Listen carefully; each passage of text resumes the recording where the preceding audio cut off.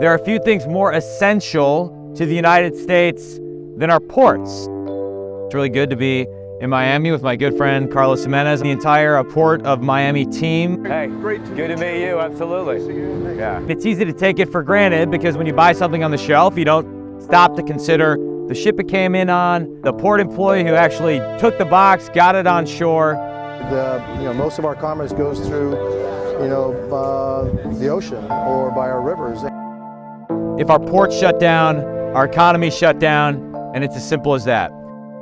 That's why we're increasingly concerned about the Chinese Communist Party's efforts to control our ports through Chinese-made smart cranes.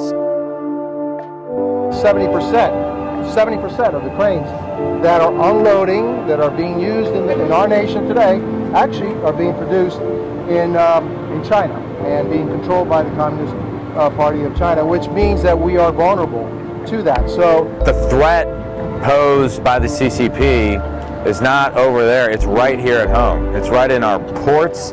It gives them the ability to disrupt our entire domestic economy.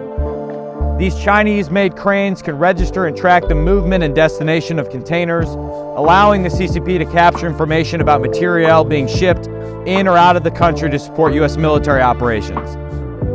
In recent years, Congress has taken critical action to counter threats from CCP proxies like Huawei and ZTE. I think it's time that we act with a similar sense of urgency to secure our critical port infrastructure. I've introduced legislation to outlaw all Chinese-made software that controls the cranes, and also eventually to start moving away from the Chinese Communist Party made cranes and start utilizing either cranes made in the United States or by our allied countries.